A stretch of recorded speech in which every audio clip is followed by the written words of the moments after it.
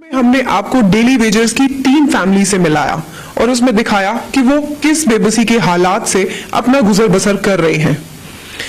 लगभग 30 साल हो चुके हैं इन्हें अपनी जंग लड़ते हुए और इस जद्दोजहद में है कि कभी तो कोई सरकार आएगी और इनकी जो मुश्किलें हैं उनका हल निकलेगा।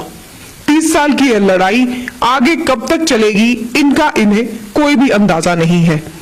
फैमिली की प्रोफाइलिंग करते वक्त हमने उनसे जाना कि इस समय उनकी कंडीशन क्या है, किस तरह से वो अपने घर का गुजारा चला रहे हैं, बच्चों की फीस कैसे दे रहे हैं, घर का गुजारा कैसे कर रहे हैं। इस लड़ाई को लड़ते हुए कई तो चल बसे और कई अब तक इस लड़ाई को लड़ रहे हैं। जम्मू कश्मीर के 60,000 डेली वेजर्स हैं और हम लगभग 60,000 डेली वेजर्स की बात नहीं कर रहे, यहां हम 60,000 डेली वेजर्स की फैमिलीज की बात कर रहे हैं। इनकी लड़ाई में इनके लीडर्स भी इनके साथ कदम से कदम मिला रहे हैं।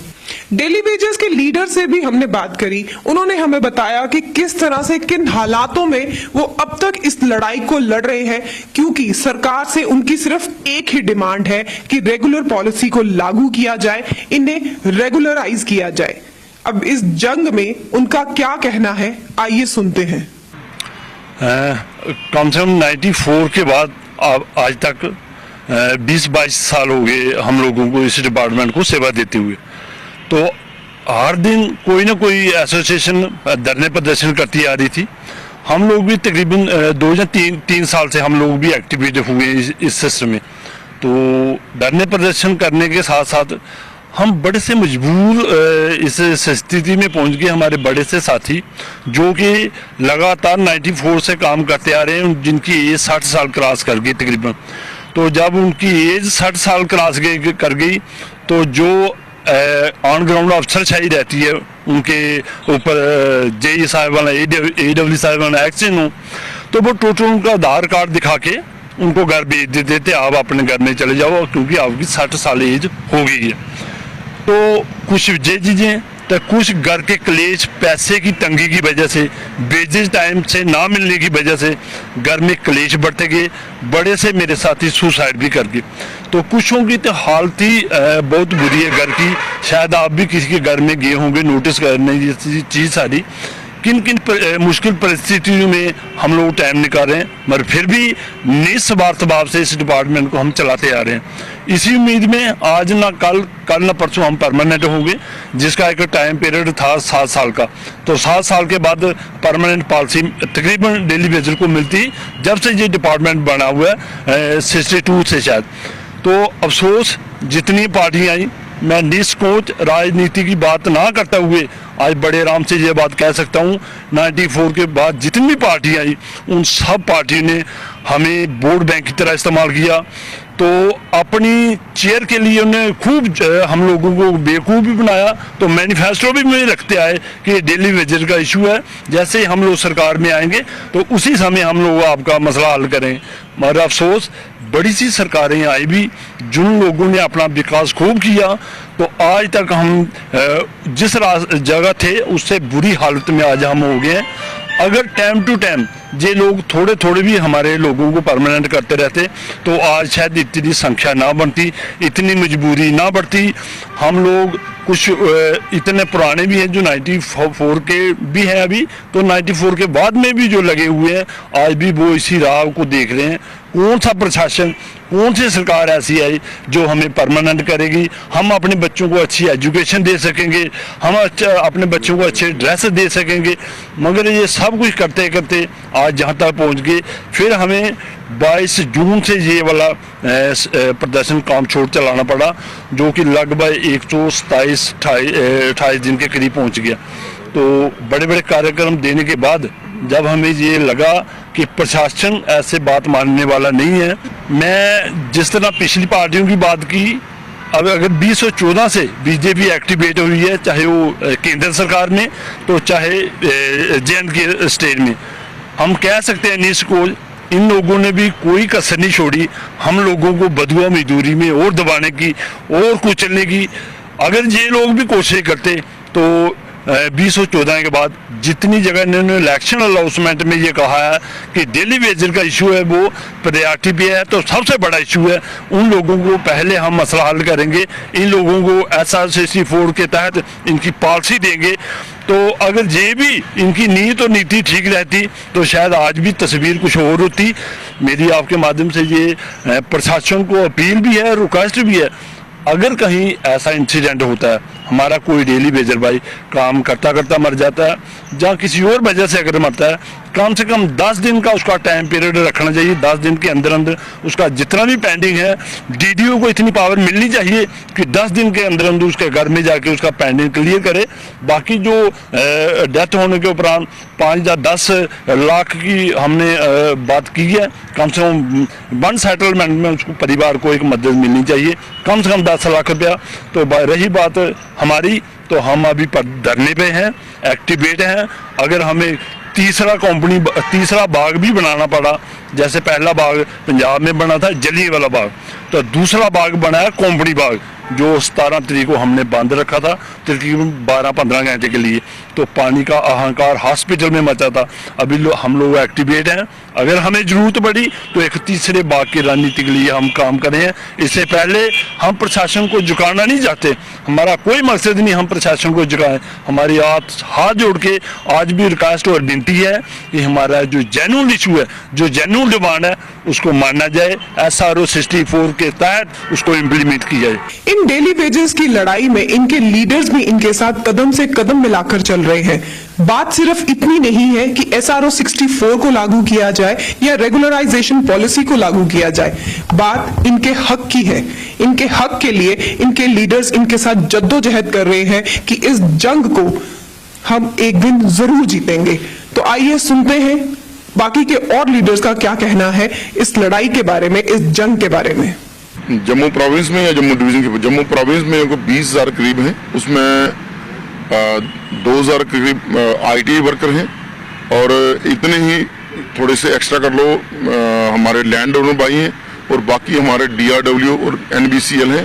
टोटल आज की डेट में जो संख्या हमारी है ये 3-4 कैटेगरियों को 20,000 के करीब है और 9,600 कश्मीर में है।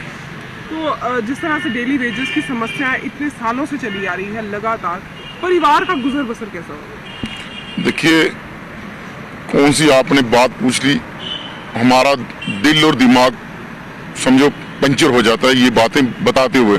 घर से समझो छुप के हम आते हैं, बच्चों की रिस्पांसिबिलिटी, परिवार की रिस्पांसिबिलिटी हम पूरी तरह नहीं निभा पाते और अगर हम थोड़ा बहुत इस 9,000 में चल रहे हैं तो फैमिली की तरफ से सपोर्ट सिस्टम एक रहता है।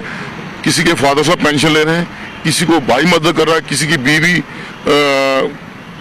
कढ़ाई सिलाई का काम कर रही है या किसी के बच्चे इतने बड़े हो गए अब वो गवर्नमेंट जॉब में या प्राइवेट काम करके अपने बाप का खर्चा चला रहे हैं। हम इस डिपार्टमेंट में आके अपनी लाइफ बर्बाद करने के, अपने माँ बाप, अपने बच्चे, 3 पीढ़ियां हमने अपनी बर्बाद कर दी।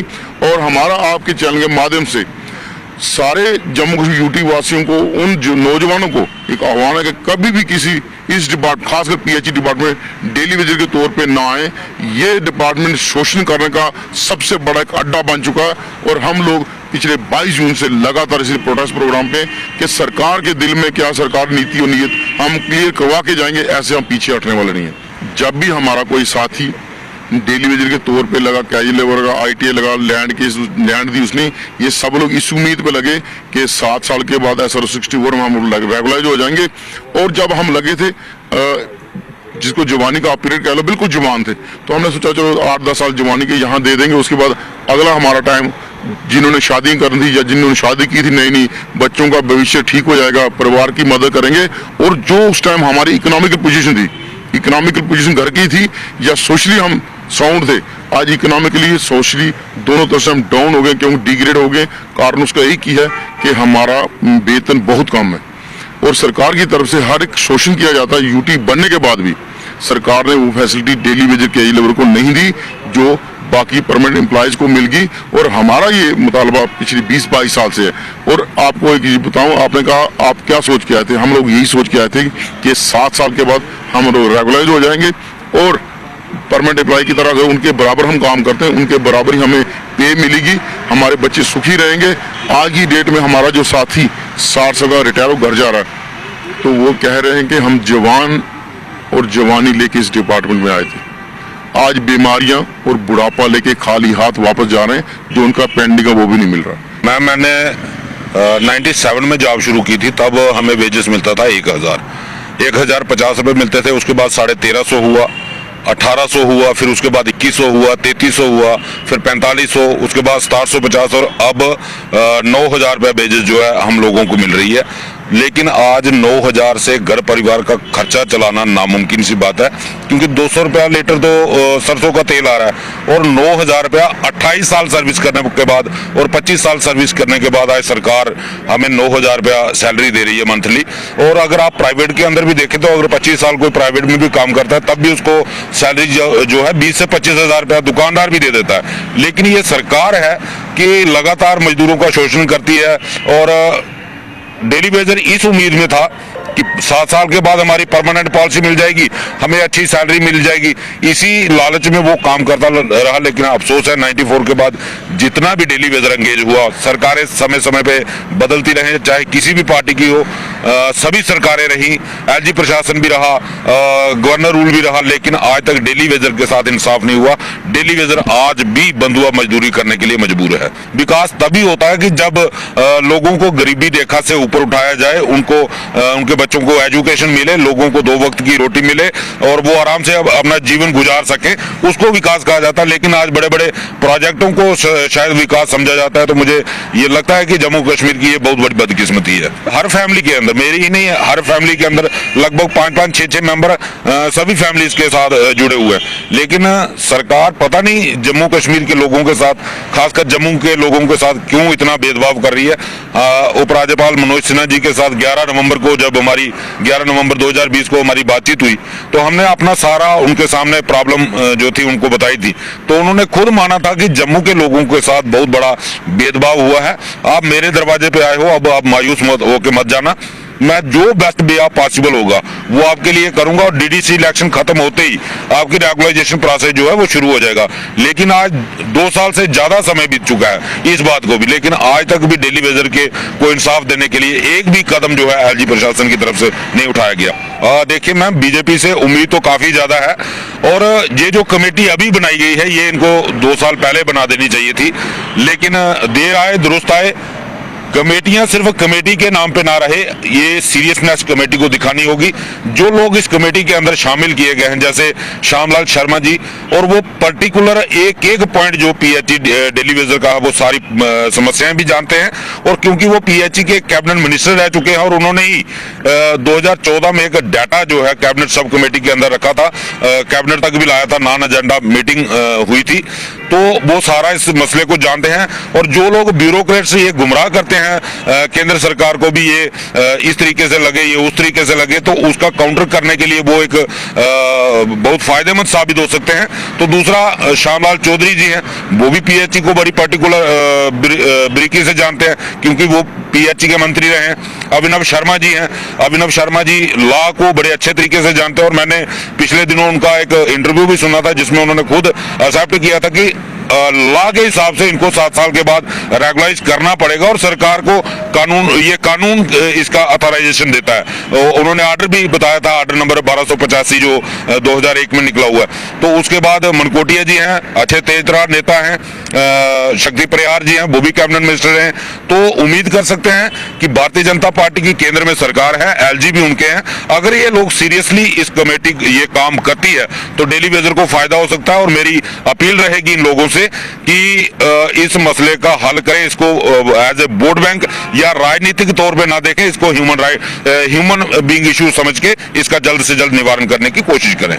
तो इस वीडियो में देखा आपने कि किस तरह से डेली वेजर्स के ये लीडर इनकी जंग में इनके साथ लगातार खड़े हैं, डंडे भी खाए, अरेस्ट भी हुए, हालात मुश्किल से मुश्किल भी होते चले गए, लेकिन फिर भी ये पूरी लगातार कोशिश कर रहे हैं कि एक ना एक दिन हम इस लड़ाई को जीतेंगे।